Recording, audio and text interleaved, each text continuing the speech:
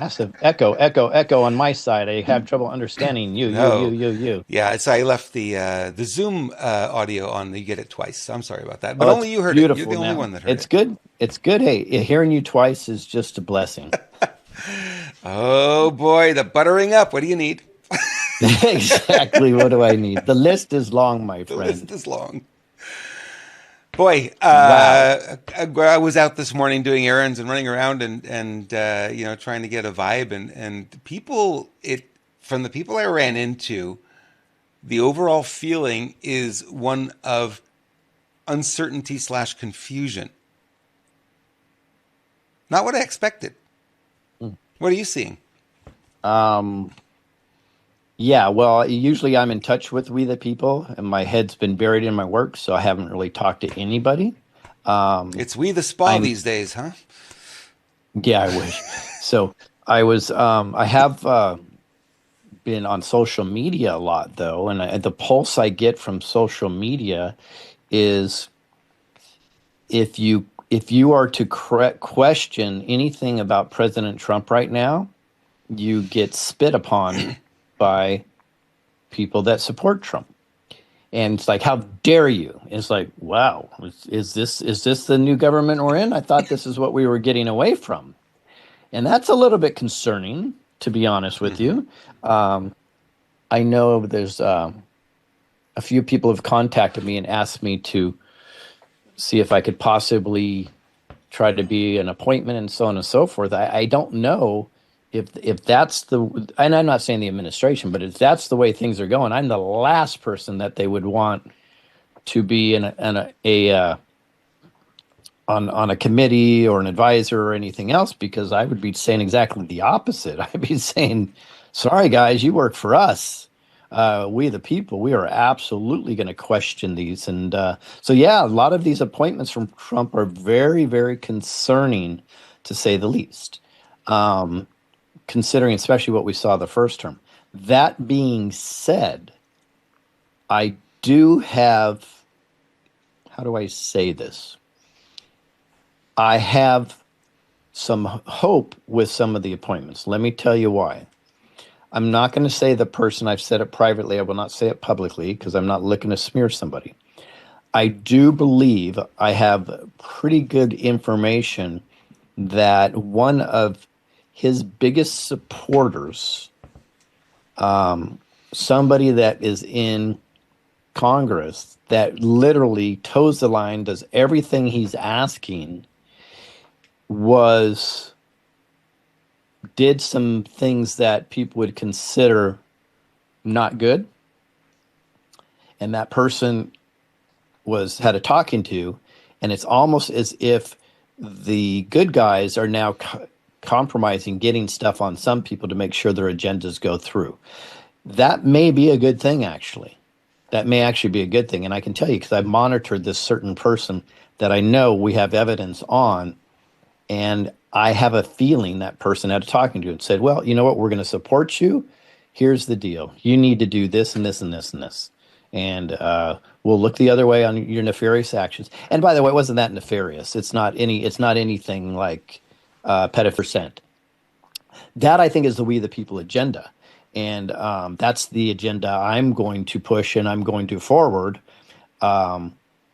They may not want my advice because all I care is about what we the people. And I've been into, I think, 47 states now, traveled across the country. And what I'm suggesting right now is the agenda is pretty, pretty close, if not dead on, to what on average the people want. So we'll see what happens with these appointments, but some of them are pretty sketchy to me currently, and I do not respond kindly to those telling us to shut our mouth when we're asking questions of President Trump. In fact, I've said this years ago, and I'll continue to say it. If he's the man I think he is, I think he would be welcome and open to those questions. If not, then I'll call myself incorrect. Could be another thing at play here. The only thing that kind of makes sense for me too is like you take a Rubio who's been against him right? But Rubio has a following. He has, that branch, if you will, of Congress that follows him that think the same way. What if they're bringing him on board specifically to turn him and bring those others with him, Well, right? again, that would go exactly what I'm saying is they would have something on him that puts him in a compromising position to turn him. By the way, I'm okay with that. I'm going to give some examples of that, not talking about the one representative because I don't want to throw that person under the bus. Um, and it's because this is my hypothesis, right? And I don't want to damage what Trump's trying to do. But let's look at some people. Um, Tucker Carlson. At one time, I think you could reasonably say that he had some connections that were nefarious. Trump talked to him. Next thing you know, he comes over. Joe Rogan. I could say that's pretty true. Elon Musk, even though I think this is 2.0, was definitely had some nefarious connections. And then there's several governors and senators and representatives that had a talking to from President Trump. And the next thing you know, they're doing things the right way. So how did they do that? Well, I believe in the capitulation tour that President Trump went in with world leaders. He went in with a book of evidence and said, "Here's what I got on you. Now you do what I want." So if we believe that to be true, it remains to also I would assume we can say that's been done locally also with representatives and so on and so forth. Because like again, I point this all the time. Robert David Steele said, "Without some form of reconciliation, we're not going to win this war." So you can have reconciliation if you have leverage. Mm-hmm. And I believe the NSA and President Trump has leverage on many, many, many people. So if that's the case, I'm going to take a deep breath and I'm going to watch it, but do not tell me or any of the people that we don't have a right to speak up because again, that's going to send us down the same rabbit hole we were with for the last 100 years. Okay, I want to talk about Screw Big Gov first, and then I've got a question for you. So, guys, you want to follow Lewis and see what Lewis has been up to. His website, screwbiggov.com. Get on the email list. The censorship game is still being played, and, channels get knocked off here and there. So if you're following him, for instance, if you were a TikTok follower, all of a sudden the TikTok channel is gone. You go, oh, where's Lewis? Well, the central point of contact here is screwbiggov.com, and that's where you want to go. And for me, you want to follow me at renegademedia.tv and at Renegade Media on Telegram. And there's an email list for you to sign up there as well so we can keep in touch. Real important to do. My question for you, Lewis, is the whole Senate thing we talked about yesterday. The silence from Donald Trump is literally deafening. So it feels like to me that he knows something about this whole thing. That it's a nothing burger. Don't pay attention. Don't give it any attention. Don't do whatever because he's not focused on it. What do you think? Yeah, it's very interesting. It's a great point. And the silence is also deafening on some of these so-called appointments. But President Trump, I've been watching his True Social is coming out, and then he's giving a full-throated endorsement to a lot of these. Right. I haven't seen that of Rubio yet, so that remains to be seen. But yeah, absolutely, silence is very interesting in regards to those three potential leaders of the Senate. It just befuddles me that we, the people, are even letting this go, considering this is Mitch McConnell, the turtle, that's pushing this agenda forward right now, anyways. Mm-hmm. And there's only three people up for it, and we don't have the new Senate in there. It's just, and I'm surprised that Trump's not saying. Actually, I can say I'm surprised Trump's not saying a lot about a lot of things. We'll talk about North Carolina and Tennessee later in the show, but the silence is deafening on many, many, many subjects, Yeah. which would be an indication to me that Saban talks about is to come and has not happened yet.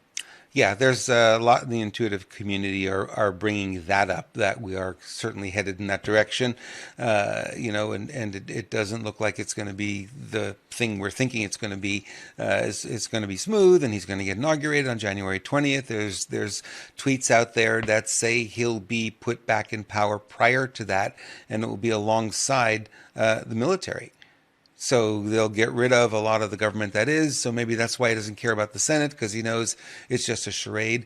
The Senate, what I don't know of what their rules are, do they get to elect a new Senate majority leader in January? Because they'd be electing a Senate minority leader right now. And does that change in January when they're all seated? Do they have to That's do it a again? great question. And then, That then it is, doesn't matter. Then yeah. it's pointless. That is a fantastic question, and I don't know the answer. I I don't don't know either. the answer to Yeah. that. I really, really don't know the answer to that. If that's the case, then Trump's just laughing right now. Yeah. Yeah. So we don't know. There's different stories out there, storylines, and guys, we don't do the conspiracy thing and jump on and say this is exactly the way it's going to be. We bring you what we're hearing, and make up your own mind and decide. And we see the emails that some of you jump on some of these stories and say this is exactly it. This is exactly it. And certainly it's your prerogative to do that. We choose not to do that as much here on the show because you end up being wrong a lot. And I know it hurts our viewership because people want the hopium. They want what's going to happen next. We'll tell you when we know. When we don't know, we don't know. Now we'll just tell you what we're hearing. Yeah. So do we do conspiracies? 100%. But what we try to do is we try to dig into them and find some conclusion or a lot of circumstantial evidence, right? There's a bunch of conspiracies just came out in the last 2 weeks, and I said, wait. Every single one, debunk. Yep. So I'm just saying, guys, if we would rather be right than be first. If you want somebody that's going to feed you hopium and that makes you feel good, well, this is definitely not the right channel for you. We got a list But of channels to send you to, but this ain't it. right, if you want to feel good because we can come to a conclusion that looks like things are going in the right direction, this would be your channel. If you want to feel good because you believe in a higher vibration, this is your channel. If you believe there's a frequency and all of us can resonate with that frequency together, this is your channel, right? But Yep. if you want bullshit and you want hopium or you get that hit, that chemical hit from fear porn, it is not going to happen here, because our integrity means more than our numbers, for sure. Thank you for bringing that up. Yeah, no question. And that's the, Lewis and I have this conversation, guys. We have it a lot. It's just like, well, we could go that route. No, we're not going that route. It's like we squat it down pretty quickly. It's like, well, we could give them the hopium. We want you to feel good. And I think there's a lot of reason to celebrate. We worked for 4 years to get Trump back in office after, now it's going to move. So I think something's got to happen. I don't know that I feel that it's going to be business as usual. I feel there's another vibration in there. Don't know what it is. You can hazard a guess 10 ways to Sunday, and all of us might be right a little bit. But just keep our eyes open. But right now, I want you to feel good. More than anything, I want you to feel good about what's happened, because this has been a long road. And I know it's been stressful. I know it's been painful for a lot of people. I know we've lost family members. We lost friends. We've lost, certainly in my case, customers who don't want to deal with me because they don't believe my politics. Really? Is that really going to keep you away from working with somebody? If it is, maybe I probably shouldn't have been working you in the first place. You know what I mean? So it's all of that, and things are shifting. The energy, the overall energy feels really good. It doesn't mean that we're not going to have bumps, but the overall trajectory, right? Because life isn't this. Life is more this, but we look for a trend line, and the trend line is certainly that things are getting better. We may have good days, we may have bad days. Who knows? Maybe he appoints Marco Rubio. Who knows? Maybe he's keeping his enemies closer to him. I don't know what the deal is. We don't know what the backroom conversations are. We're just, again, seeing stuff on the surface and trying to make heads or tails of it. But, if you go inside intuitively and feel it, the energy feels good. It's like we're certainly moving in the right direction now. Finally moving in the right direction. Yeah, we are. And well, I'm happy about the future. And if you guys want some hope, not hopium, I've been studying and I'm going to go deeper into it in the next couple of days if I have a chance. The original Nisara document, right? The one that was actually presented to Congress. I think I have the correct one. But we'll see. And a lot of things that President Trump is doing now corresponds directly to a few bullet points on there. That's pretty cool. Yeah, it is cool. So if you want to believe in the Nisara information, we can actually connect some dots pretty specifically in regards to that. So that if it keeps going in that direction, that would be very, very cool for everybody. So we just have to pay attention to stuff. But I mean that's real information right there. So not the fake Nisara document that came out a few years ago, where you're going to have a genie wiping your butt every time you use the toilet. That one's not the one I was talking about. I'm talking about the original, which has some really, really concrete stuff about it. Example: getting rid of illegal bank debt would be fantastic. Minimizing the percentage of what somebody can charge you on a loan or a credit card. That's on there. Actually, getting rid of the Federal Reserve. That's on there. Eliminating or revamping the education. Interesting. That's a great conversation right there. So there are some really, really good things to focus on. So let's just focus on the real stuff, and then I think we're gonna do really, really well here in the coming future. Well, I think we're already doing well, and that's the point of this, right? Manifesting isn't "I'll be happy when." Manifesting is really bringing that feeling to this moment now, right? And not feeling the fear, not feeling nothing is in life is going to be perfect all the time, right? We know we're going to have some rough moments. I have them every day. I have a little health issue here, a little something there, a little a little split fingernail or something that is bothering me, and it's like, you know what? This is not big enough for me to be upset about and ruin the whole day. And you just rise above all of it, right? Or rise above all of it, and just keep going in your day to day the way you've been going, and just know things are getting better. Are they perfect? No, they're not. They may never be perfect, but it's how you react to what's going on is the bigger tool that you have, rather than expecting everything to be perfect. Then I'll feel good. Because the truth is, that's a meta program, a psychological meta program. It's called sorting by others, and you'll only be happy when other people do certain things in certain ways at certain times. You're going to be miserable all the time. So you want to be happy when you decide to be happy, and we can do that. And we've been working hard for this. So don't let it slip through your fingers, please. Don't let it slip through your fingers. We need more smiling faces out there. I agree. I'm just going to address two comments in regards to Nisara, Robert. One is, where's the site for the document? Not a site. I have a PDF of it. It's very, very long. And Bruce said, don't hold your breath for Nisara or strawman funds. I would agree with him on the strawman funds, because if you read the real Nisara document, it says nothing about your strawman. It says nothing about Sesta QV, anything like that. But Nisara is a real document. It's a lot. It's minimized compared to what everybody thinks it is, based on the hopium that was pushed out 4 or 5 years ago. So I can get that one to you, Bruce. But there's nothing on there about the strawman stuff. That's just that made up hopium in regards to that. There were some requests from our viewers. I've got 2 or 3 in the past month to do a show on the QFS and Nisara Jasara and all of that. That is not my area of expertise, and I kind of steer clear of things I'm not an expert in, or at least feel competent in talking about. So, Lewis, if we can bring on a guest to talk about that, let's put on our list of things that we'd like to do. We'd like to do a show on that at some point. Yeah, I'd like to get a non-hopium guest on that, to be honest with you, because that's my biggest concern is these people act like they know Nisara Jasara, and they're quoting that original that document that came out in the Patriot community that I debunked years ago, and that's the one they live off of for some reason. I do not understand why, except to get the hits. Somebody asked me just yesterday, is the Nisara one I'm reading closer to the Libyan model that I talk about a lot?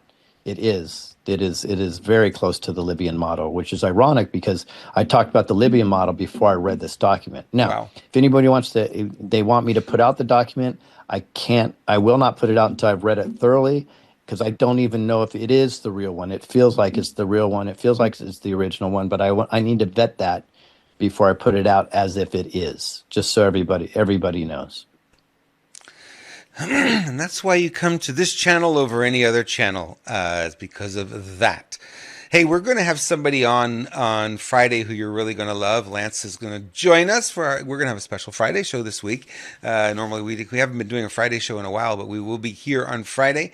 And Lance is going to be filling us in on one of his products that is really good for hormonal balance and libido. Guys, libido, we all like that.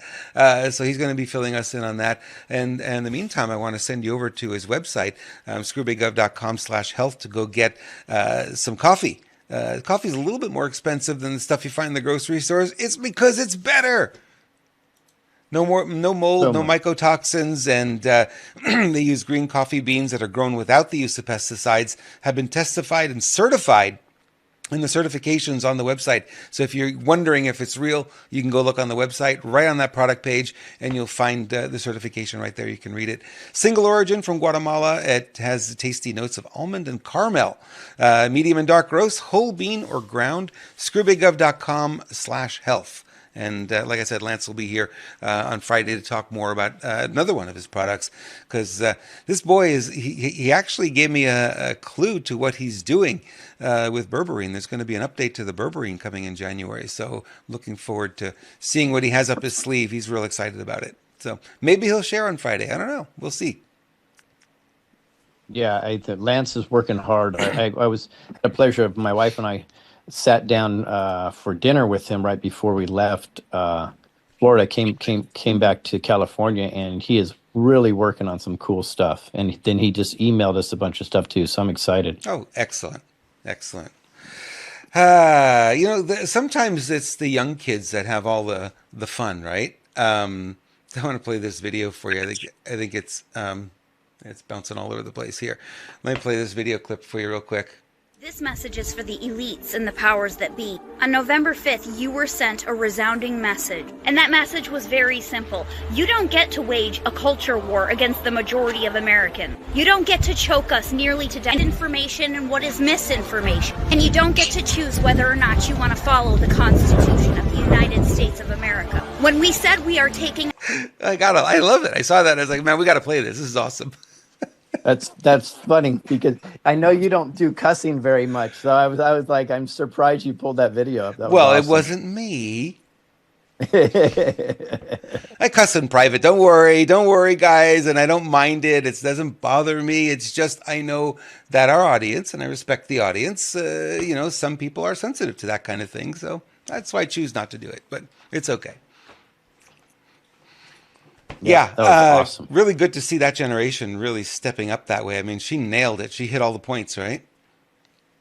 Yeah, she did. And it's just, but this is why we're doing Young Guns this week, is because we are leaving the future to some extraordinarily bright minds, and I feel really good about it. It's very, very exciting. Yes, indeed it is. I am excited too. This just in. This is interesting. You might like this. Ohio Governor Mike DeWine, I think you call it, not Divine, is reportedly considering appointing Vivek Ramaswamy to replace J.D. Vance in the Senate.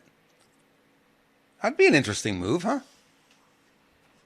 Yeah, it's. Although I have a challenge that they're able to replace it. I always think it should be a supplemental vote in order to do that from We the People. Right. But that's an interesting, although again, WESF, big pharma dude, you know what I mean? Not feeling it with Ramaswamy unless Trump somehow has him, has his feet to the fire on something. And then, like some other representatives that I was talking about earlier, they'll do what they need to do to get this country back on track, but we'll see. In some ways, he's a mini Elon, right? And when he ran for president this last cycle, he would not say a negative word about Trump at all. It's almost like he knew, he was going to be part of the administration in some way, shape, or form. This would probably be a good place for him to put him in the Senate. Yeah, it'll be interesting if he stays on course. Yeah. No more wars, Vivek. Big pharma bad. You know what I mean? You have to understand there's basic things. Big agriculture, bad, right? You have to understand these things, and this is where we're going to hold their feet to the fire. Yeah, So we have to. we'll We see what really do. happens. We That's need an more of that interesting little girl, appointment, whoever though. that little girl is. We need more of her. Do you want to introduce our special guest? It is time to bring on young gun number 2. Yes, yes, I'm so excited about this. So, folks, when I was blessed to travel to North Carolina and film and get information on the documentary Hurricane Hell, which you can find at hurricanehell.com. There you go, shameless plug. I was lucky enough to work with this young man and then have literally, I guess you would say, a fireside chat with him later one of the evenings. And I found out he is incredibly brilliant, in touch. And if I have this right, I believe at 11 years old, the youngest to ever do a TED Talk. And in my opinion, it was exposing Monsanto and many other things that we can talk about. I hope I pronounce his last name right. Feel free to correct me if I don't. Let's bring on Burke Bear. Thank you, Lewis. It's a pleasure to be here. Thank you, Robert, as well. Good to meet you, my friend. Pleasure. It's good to be here. So you look very mysterious in that dark background today. Yes, definitely. Believe it or not, still after the hurricane, gratefully we have power back, but we have no internet. So I'm actually in a friend's side yard doing this interview at the moment. It's using their Starlink. So, well, explain that, because let's talk about how close you were to the flooding and did it affect your home? Definitely. I was about 5 miles from Chimney Rock and about 7 miles from the town of Black Mountain, in some of the harder hit areas. Although my house and my family's property didn't have any immediate structural damage, we had our entire private road wash out down a 30-foot gully that we had to help, get neighbors and volunteer help to come and rebuild the roads there. Thankfully, we had good friends that had an excavator, and they were able to bring it by, I think, the Monday after the storm. And then we were able to start repairing roads, cutting down the dozens and dozens of trees that had fallen. And then finally getting supply routes where we were able to have gas for generators until power came back on over a month later. Wow. And it was but you're still today, you have the power, but you don't have internet. I'm assuming you don't have cable. Is that what the issue is? Yeah. So we have a landline internet before the storm hit that was provided through AT&T, and our phone and our internet service has been out, and none of our neighbors that have AT&T have been restored service as well since the storm. So if you want to use the internet, you have to go to your friend's house to use his Starlink. Exactly. Thankfully we have a few friends that have gotten to acquire Starlinks either through donations or through their own private funding, and so we go by next door and are able to utilize that resource. Mm-hmm. Awesome. Hey guys, you guys can still donate to this hurricane assistance at hurricanehell.com or just go to unitytour.us. And just so you know, let's see if we can get Burke a Starlink. So just put in Starlink, and I'll know who it is. And if there's extra funds, I have people in Tennessee that need them also. So just put in Starlink, and Burke will see if we can get you one too. Because people don't, unless they've seen the documentary, they don't know how hard you were working on the ground just to help your neighbors. No benefit to you except just soul work, I will say. Definitely. I just was out there trying to put my skills to use as best as possible. And I think that's really what I got to see after the storm, was that we saw an entire community of people from all walks of life. And I got to see the hippies and the hillbillies come together and use their solar power and their excavators on, different sides, solar power and excavators, and really make things happen when we really didn't have much and didn't know what was happening for a long time outside of our small valleys. Wow, excellent. Well, let's get into the meat of the matter. Big food, big agriculture, even if you want to go into big pharma. What's your take on these things? And maybe you can talk about the appointment of or working with RFK Jr. to try to help this stuff out? Definitely. I think that been a long history of big pharma and big ag walking hand in hand in many different ways. I've ever since I started fighting the food system, Monsanto has kind of more or less been my arch nemesis. And one of the first reposting of my talks underneath a different platform said 11-year-old kid gives middle finger to Monsanto. And I was like, if I had a little bit more guts at that age, I probably would have titled the talk the same thing. But in the same way, Monsanto has also heavily been involved by its ownership in pharmaceutical companies like AstraZeneca and many others. We see the ways that genetic engineering companies are even looking into patenting plants that grow pharmaceuticals within them through their own genetic DNA. And so you can get your Lipitor as you eat your cob of corn. But at the same time, we see the history goes back further and further, just with all of these companies now with Bayer, who creates aspirin, that they now own Monsanto, which is a large conglomerate that is deeply seated within the massive big pharma industry. And so this history has been deeply intertwined in so many ways, but it goes within a deep-seated relationship within their own relationship in the government and bureaucracy.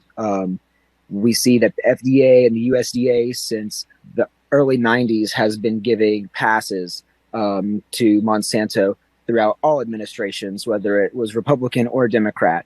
And as long as Monsanto was able to put you on their payroll, a lot of people would pass your safety inspections through. Even I've found that there's been professors, colleagues, not colleagues, but collegiate professionals that have been put on the payroll of Monsanto and then go online just to troll and disprove advocates like myself in the past that may not have a PhD or a college degree for these things, but have done hours upon hours of research. So there's a long and arduous history with these things that has been proven. Yeah. So isn't it interesting that a food company, and then we're going to go into it, that creates genetically modified seeds, that we know there's a history that they create inflammation in the body, which turns into pain, and they're owned by a company that sells you pain medicine. I mean, I guess the show's over, right? Why would the pharma companies be selling you a cure? They would much rather sell you a treatment. Absolutely.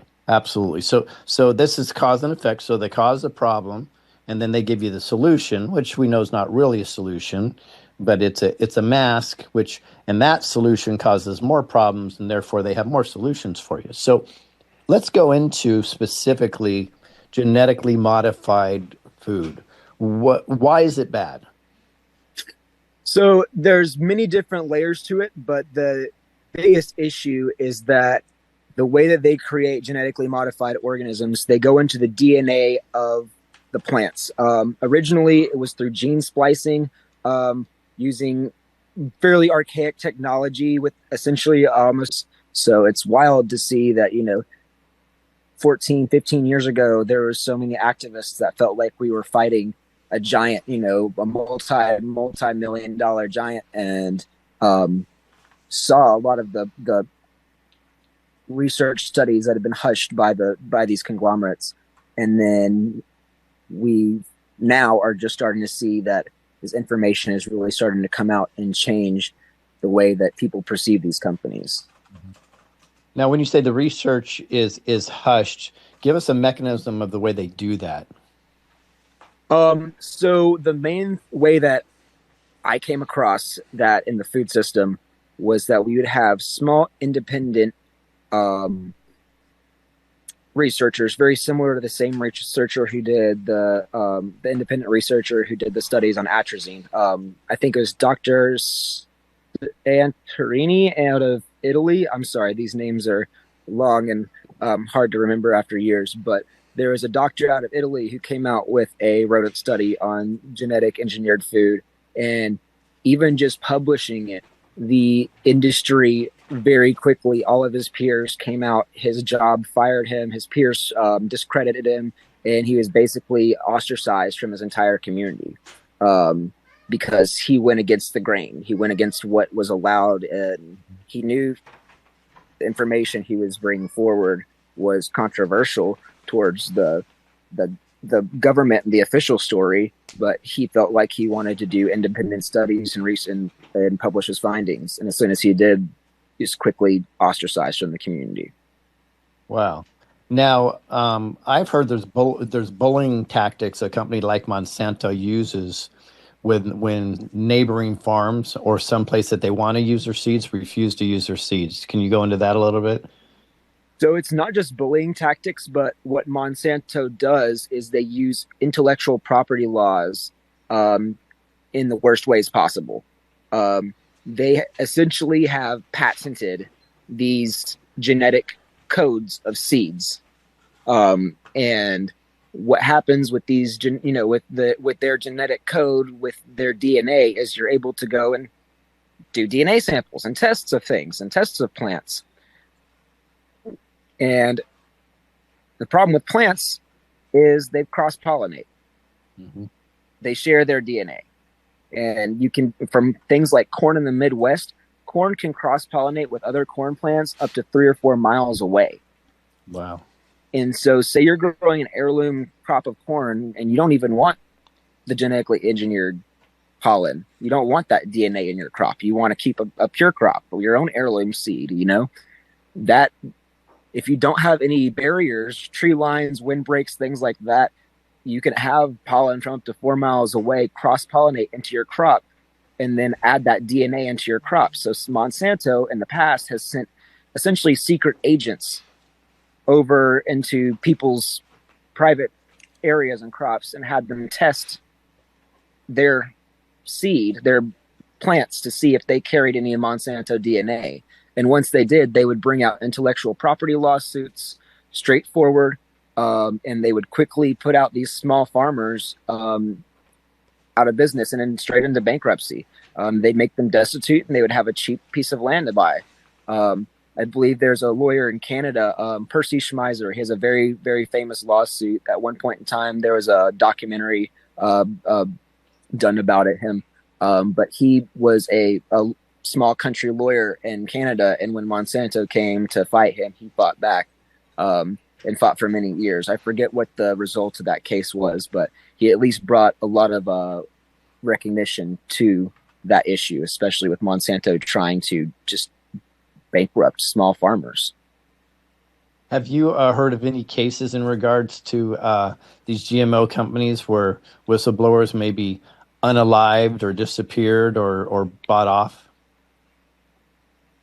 I know definitely buying off was a very strong tactic early in the days.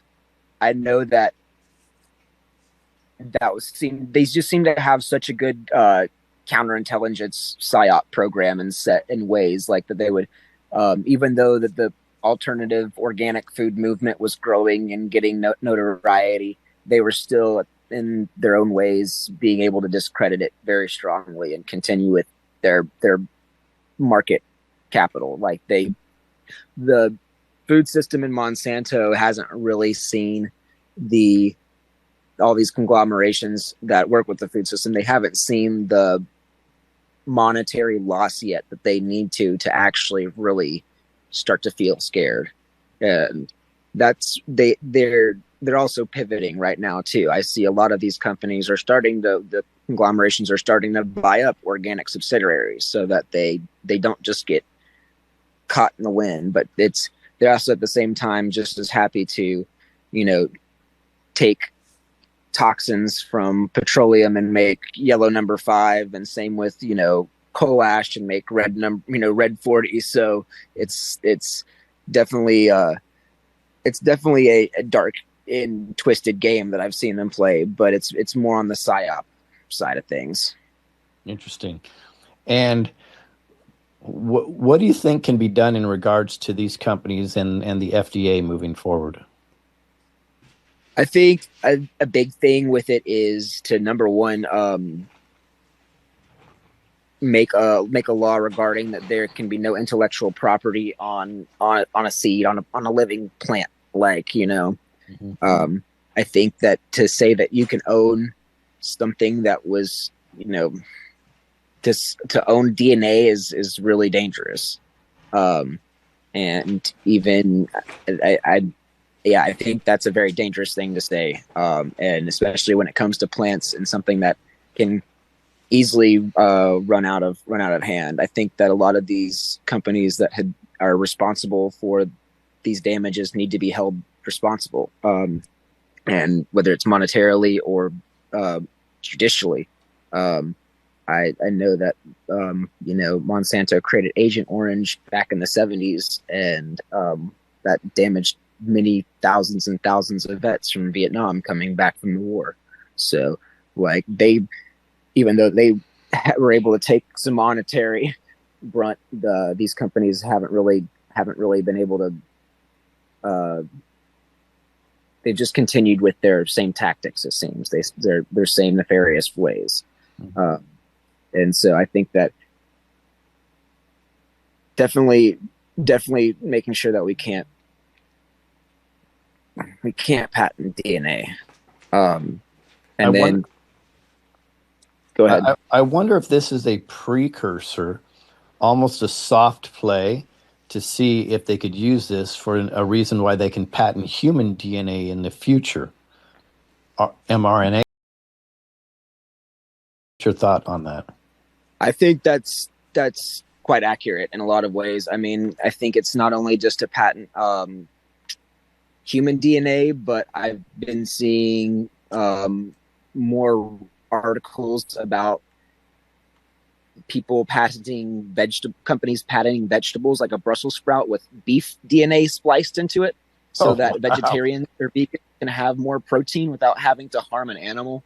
And I've seen companies being proud about this, and I think that it was the same way with me talking about them splicing pharmaceuticals directly into your food, that these patents are being talked about and released.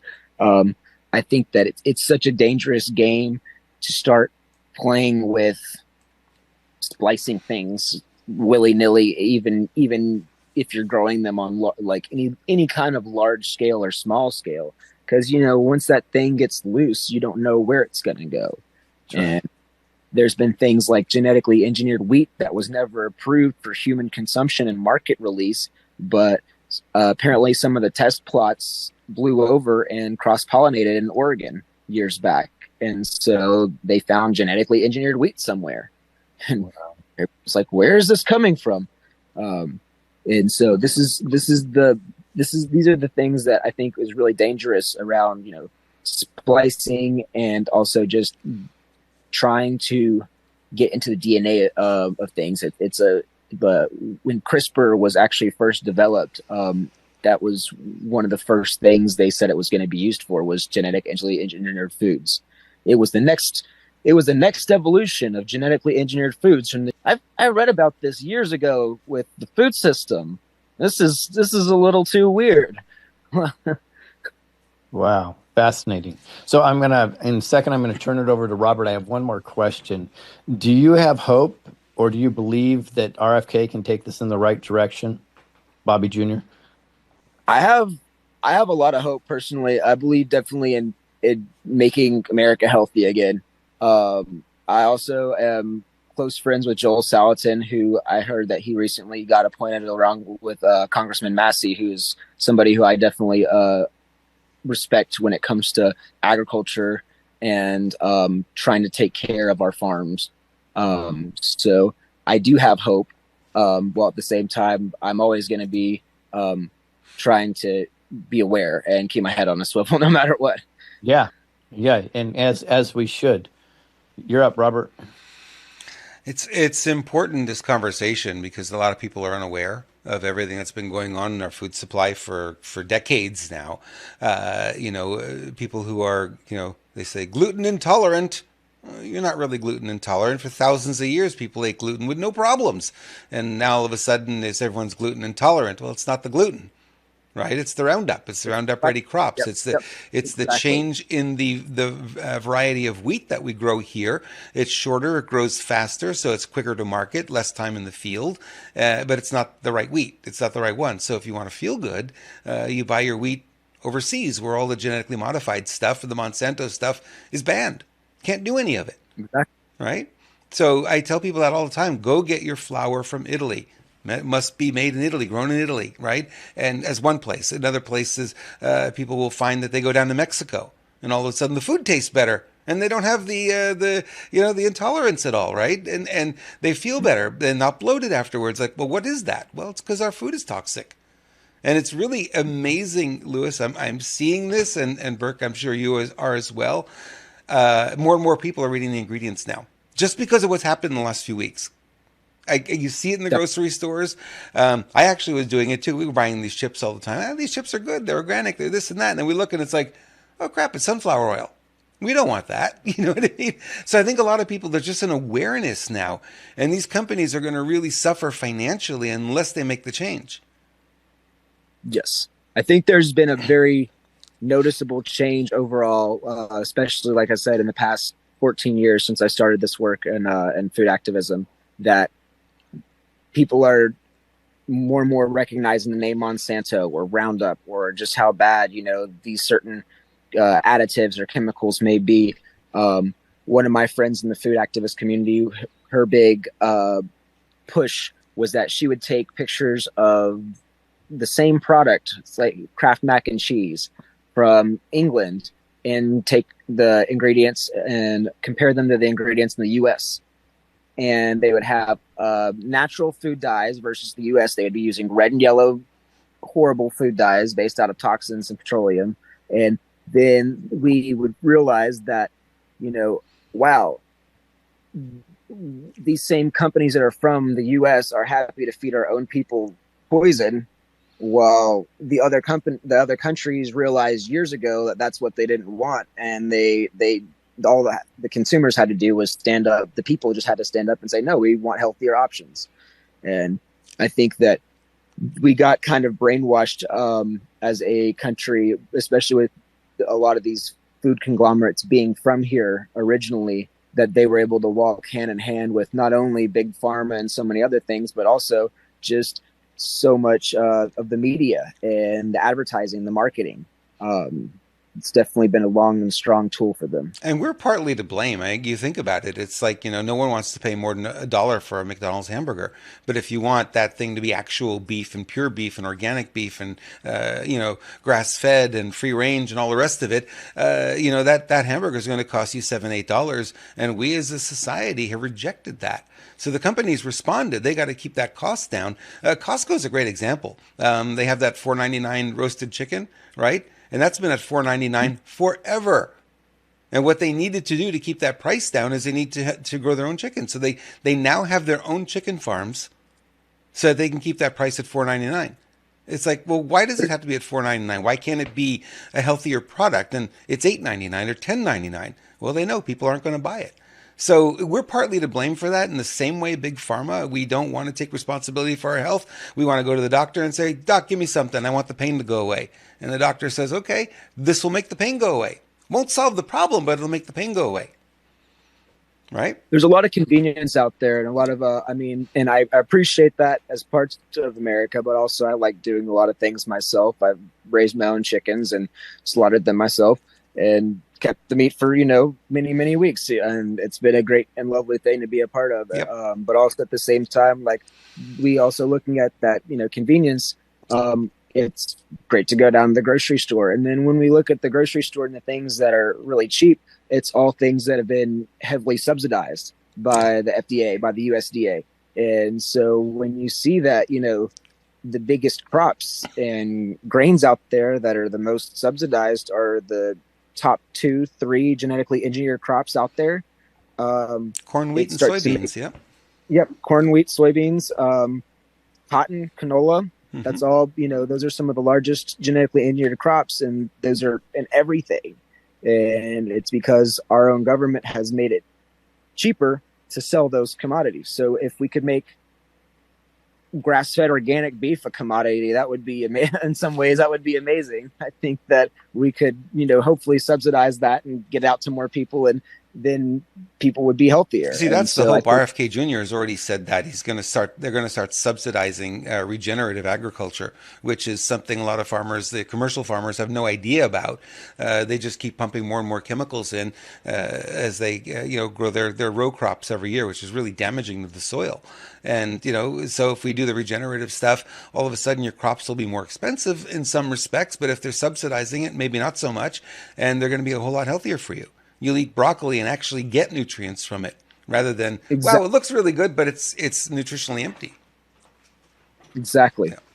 I think that's the biggest thing that with all of my research as far as how modern agriculture in the past 50, 60 years really has worked in this country is it's broken down and made it almost impossible for our plants to be able to pick up the real nutrients from the soil and just live off of soluble nitrates and nitrogen, potassium, and basically some phosphorus, not much more than that. And it's all made by very quick and easy, simple ways that break down in the soil faster, so weeds and other crops are able to pick it up, and not necessarily the crops that you want to even be using your fertilizers. Right. In the meantime, Roundup, when put in the soil, kill. Yeah. Lewis is just. Are you following all this, Lewis, or did we lose you? I'm pretending like I'm frozen, but I'm not. Oh, okay. No, this is fantastic, Burke. I so appreciate you being here.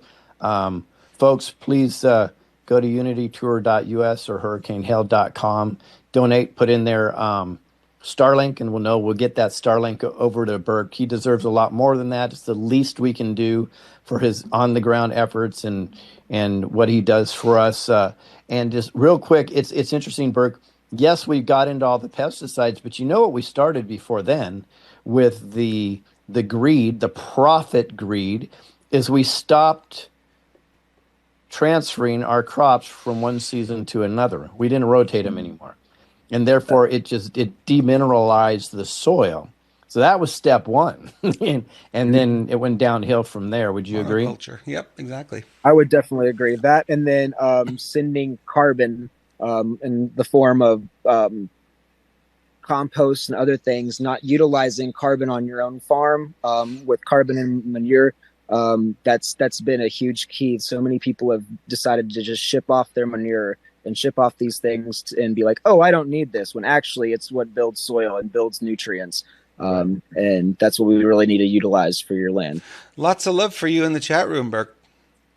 Yep. People are loving the conversation. So we'll have to have you back, and we'll have to do an extended conversation on this.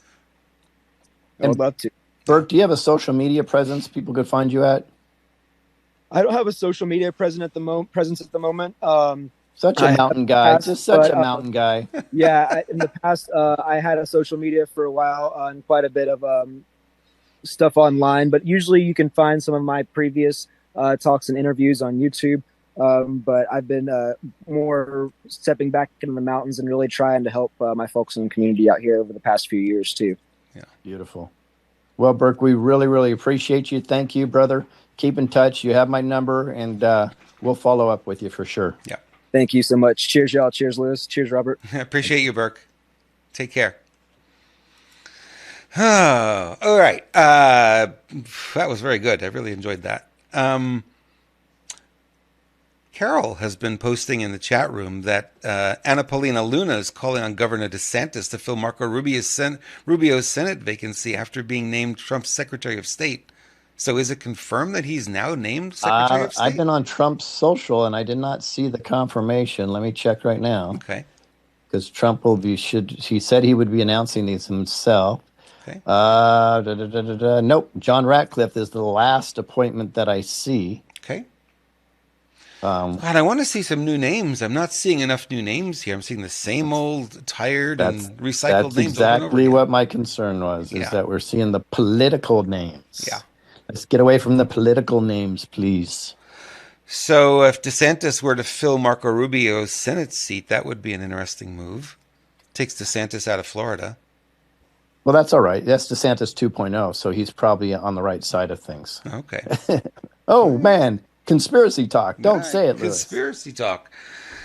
All right. Well, how about this one then? We have here Kash Patel. His top choice for CIA director. I don't know if he's been nominated. That is yet, fascinating, by the way. And I know people have issues with Kash, but I will say Kash came up against the FBI, right? He disclosed a lot about the FBI, the DOD. He's very familiar with this stuff. And think about this. He applied for a CIA position, if I'm correct, and got turned down.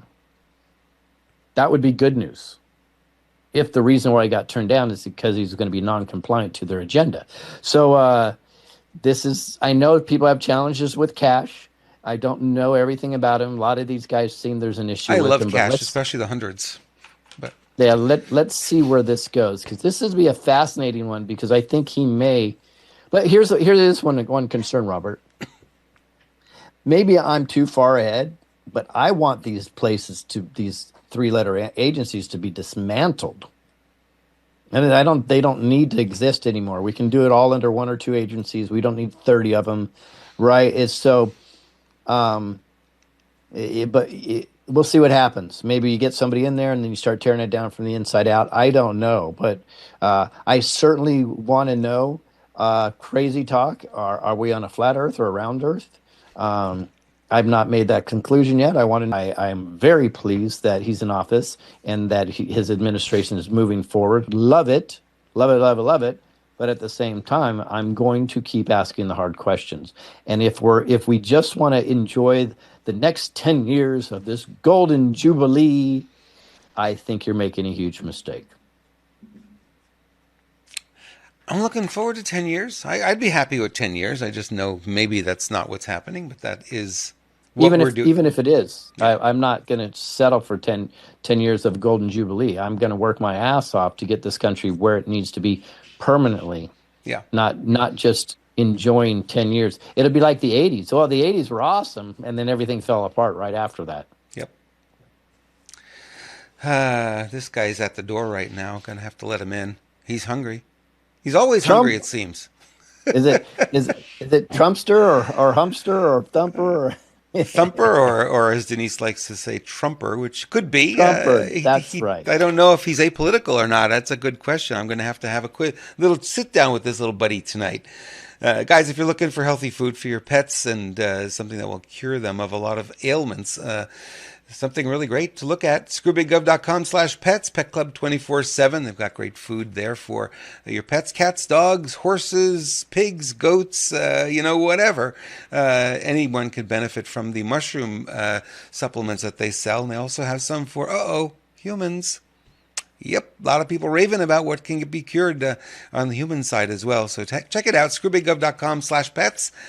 We love this company, and I'm sure you will too. And we get a lot of comments from people because why? Their pets are real important to them. Important to us as well. So Yep, they love to see them doing well, as I do. Love it. I'm so happy to have the food myself. And it's just, you can tell just by the reorders, the consistent reorders, that it must be working for other people as well. Yeah.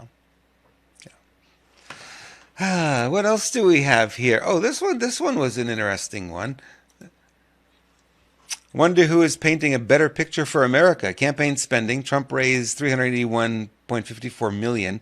Trump spent $345. He has 10.4 left over. Only 10.4 was spent on staff. Harris raised $1.003 billion. That's billion with a B. She spent $1.37 billion because spending. That's what they do. She spent $582 million on staff. So he spent $10 million. She spent $582. Wow. I guess if you work for the Harris campaign, you were much better paid. Those are payoffs. I'm just saying. They really are. All of that went to Hollywood stars, and Beyonce apparently got $10 million to show up for 10 minutes, and it's a crazy amount. And she's $20 million in debt at the end of it. It's absolutely crazy. So Trump spent a microcosm on staff, right? And she spent almost 60%, and about a little 55%. Yeah. Yeah. That's just, well, actually, I guess if you go by what she spent less than, she spent around 50%. That's ludicrous, though. That is just absolutely. This is the one who wanted to, run our economy. Right. Yeah. Let's do it. Let's do it. So she'll spend 50% on kickbacks, where Trump spent 3% on staff. Yeah, that's who I want running everything. Yeah. Explain Right yourself on this one, Mr. Herms. Hilarious. Oh my Lord! Don't even get me started. You're started. Too late. Oh, that's actually my post. That is your post. Yes. That's why I said explain yourself. Explain myself. Well, you got some splaining to do there. Oh, it's actually pretty hilarious. Okay. Pretty hilarious. So you have Elizabeth Warren and the left complaining that President Trump hasn't signed an ethics pledge. Okay. And Elizabeth Warren is trumpeting herself. I wrote the ethics pledge, so I know what it's all about. Okay, come on. So can you imagine Elizabeth Warren, Joe Biden, Adam Schiff, Nancy Harris, any of those writing an ethics pledge? I can't imagine. It's like it's an oxymoron. It just doesn't make any sense. And they're out there. They're so triggered. They don't know what to do. Now all they can hold on to is he hasn't signed an ethics pledge. Well, we guarantee you that ethics pledge, I'd love to read it, by the way, if anybody wants to send it to me, probably has some NDA type things in it, right, that would prevent them from saying certain things and pledging to certain entities that you don't want to pledge to. So I'm so happy he's not signing the ethics pledge from this non-Native American person. Yeah, same here. Just crazy talk. It's fun, though. It is fun. Apparently, there's a challenge in the House to get rid of our beloved Speaker Johnson.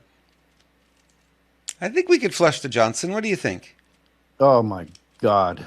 Just don't even start. You remember the day he was in there. I was losing my mind. I know. Every Republican voted for him. Come on now. Yeah, it doesn't even make sense. So, I'd love to see him out. I'm not quite sure who I trust there anymore. I'm just saying. Well, it brings back is it all just a charade at some point, or is there a whole lot more to this whole thing? It's like we don't know. Bruce was kind of mentioning that, and was texting me earlier, and he says, is this just all a show that we're seeing, and it's just keeping us distracted from what's really going on in the background? We don't know. And I said, well, it's just time will expose all of it. We may not see it today, but we'll get it at some point. Yeah, so I'm going to tell people right now how we do our due diligence. So there's a rumor going out there right now that Lloyd Brunson got an NDA, non-disclosure agreement, from the Supreme Court because that case is settled in the favor of we the people, and he's not allowed to talk about it. So what do we do immediately?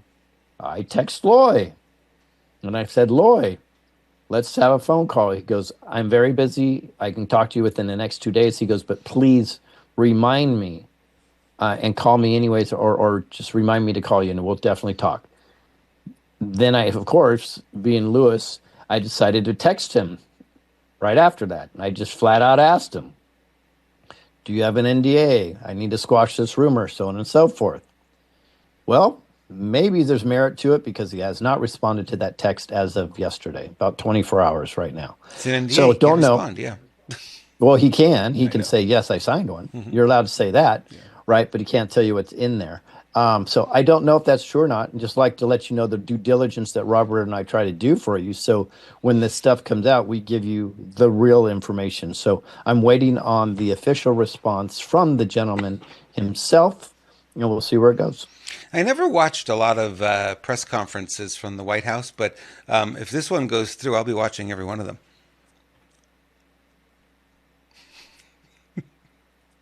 Alina Habba. She's a front runner for the White House press secretary. Oh, that'd be good. She gonna take no shit. That woman from Jersey, oh boy, That would be good. That would be fun, fun, that fun. would be Till my fire. daddy Yep, takes the T-bird away. yep. Oh, Lord, that would be fun. Yeah, that's the type of appointment I want to see. Now, I don't agree with everything she says, but I like the fire, and I think you need the fire as press secretary for sure. Yeah, That would be she's got fun. it. That she will not take any shit from anybody. I mean, wow. So, with this isn't unforgotten. This is a forgotten area completely. Just like she said, there's actually another lady I talked to today. The government came in and they started building makeshift showers there, and they left. They didn't even finish building them. This is a month ago. Literally didn't finish building them, and there's people living all around the area, and they don't have fresh water. They have nothing. So I asked Wendy today, and we talked. She did another call with me, a video call, and we did a video call, and she showed me some areas that were just decimated beyond belief. And she showed me that the river in that part of the river in Tennessee, get this, guys, relocated itself a half a mile from where it is. Wow. A half a mile. So these people used to live on the river. All these houses are just gone. Whew. No, by the way, not one evacuation order, not one siren, nothing. This one dog that they were dealing with, one right there in Tennessee, the paws on the dog were so blistered from working so hard and so diligent that they pulled the dog off, I think, yesterday. And now we have another a couple cadaver dogs and teams going down there tomorrow and the day after tomorrow to help with this, guys. So these cannot be the forgotten people. We just had a wonderful lady that's a part of our group here. She just donated 3 tiny houses to them. Somebody else has been paying for RVs. I've been helping myself and my wife paying for a couple RV pads there for 2 months for them to store the RVs on. Guys, we need to help them. I asked Wendy to see if she can come on tomorrow, at least get me some more video. What we're seeing will blow you away. There's people in tents. It's freezing weather. They've got nothing. Their houses are completely gone, and they're stuck in a catch-22 because they reached out to the government. The government said, we can't help you. FEMA said, we can't help you. But you need to show us documentation that you live at that home. Well, the home's gone. The paperwork's gone. Many of them, their cell phones are gone, right? They have no access to the internet. They can't even prove that they live there. And now there's an eminent domain meeting tomorrow where they're trying to, because the river rerouted, now they're trying to route a road right through where they live. Wow. Guys, this is horrible. So if anybody can help, please go to unitytour.us to donate. If you want me to manage the funds, go to the bottom of the page and donate. If you want it to go directly to Red Line Initiatives, which is great, they do a good job, just click on their link and donate directly to them. We need to help. You can also go to hurricanehell.com and you can do the same thing. On the bottom right, there's a blue button. You click donate and it's going to give you the information. Guys, we have to keep helping. You've been so supportive. I cannot tell you, there's been tens of thousands of dollars that have come through our organization. And because of interviews that I've done, I think with deliveries and everything, I think everything could be close to $100,000. And they still need more and more and more and more. Right now, I'm paying for 2 cadaver dogs to be down there, right? We're paying for housing. We're trying to get heating. We're trying to get a generator so they can get some Starlinks up there. If they can't run the Starlinks without a generator. How weird is that? Because they don't have electricity. Yeah. The water is dirty as hell.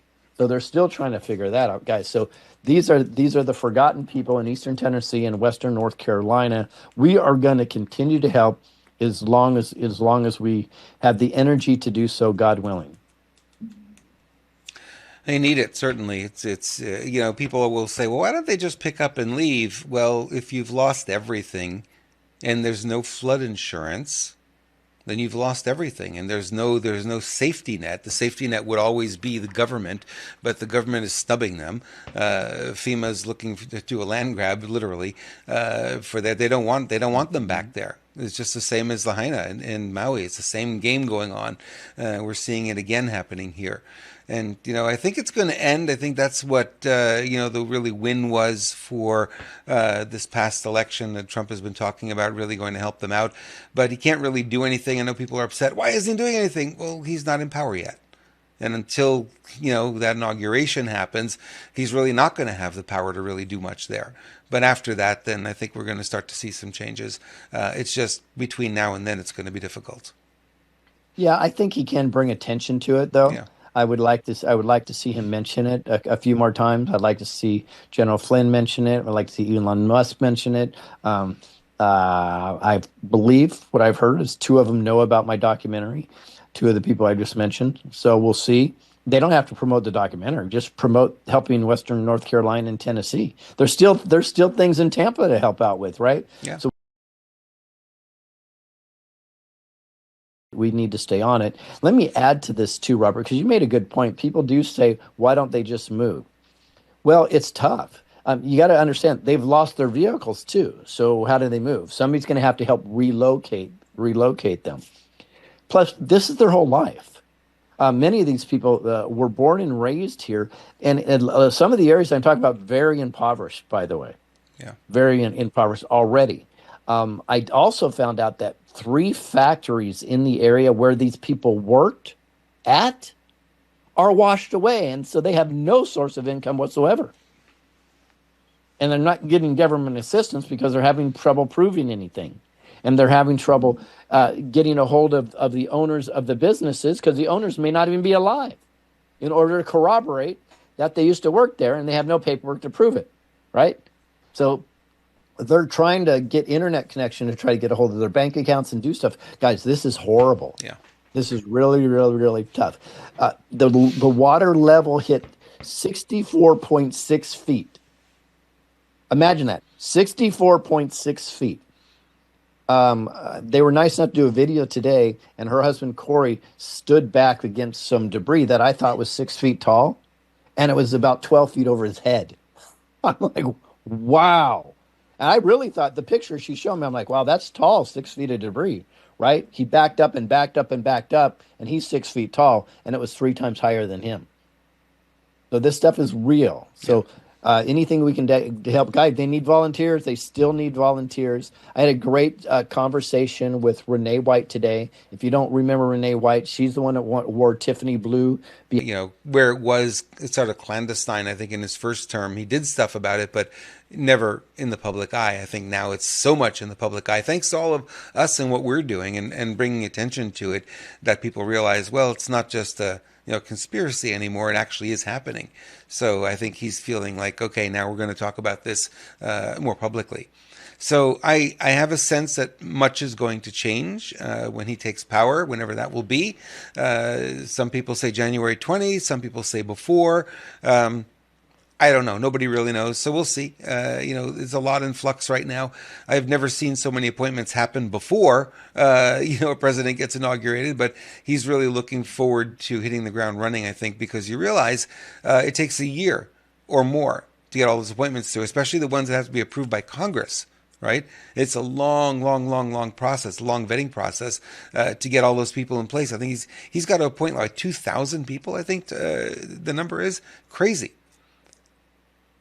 Yeah, well, it's 4,000 actually. It's 4,000. Yeah, I believe so. Just real quick, Smiles Keeper in chat made a great point. She says, shouldn't the county have tax records with the names? Yes, they 100% do. 2 caveats here. They have tax records for the owner of the property, right? That's one. They don't have tax records for renters, right? So the renters are screwed when it comes to that. The tax records for the owner they still have to get down to the county.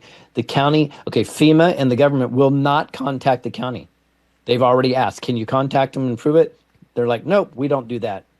you have to do it on your own. Wow. Imagine this. These people are so desperate, and they're like, nope, you got to figure that one out on your own. Where they spend all this money, they could definitely dedicate somebody to make those phone calls. They'd probably get in quicker just because they're a government agency. Yeah. So that's a no. And then how do they get down to the county? Because there are many of these places you have to go sign in person. They're not going to do it over the phone. Wow. It's really a catch-22 for these. Yeah. Well, we'll keep bringing attention to it. That's what we can do. Bring the spotlight on it. And those of you who can... And pray. And pray. You guys yeah. do not have to donate. Go pray. Manifest a good outcome. Yep. Absolutely. Well, we went a little long today. Sorry about that. We do like to keep our shows to a certain time limit to keep you guys, having to spend your whole evening with us. But I see the numbers are actually going up the longer we go. So maybe if we stay on for another 4 hours, we'll double our viewership. We'll get them to where we need them to be. Yeah, exactly. We'll get it to where we want it to be. Anyway, thank you so much, Lewis. It was a good show today. I appreciate all your input and helping out with content as well. Is always helpful. Keeps it easier on my side too. Well, awesome, Rob. Love you. Love you too. Love all of you. Thank you so much for watching. Make sure you give us a like. Make sure you are following the channel. Just double check that. And go to screwbiggov.com. Get on the newsletter. Go to renegademedia.tv. Get on the newsletter there. And we'll be able to keep in touch with you and keep you informed of all the goodies we got coming. Because Lewis and I are working. We don't stop. It's sort of funny to think that we actually do work 7 days a week. We do because we love it. And we love you. And that's just the way it is. And we won't change it for the world.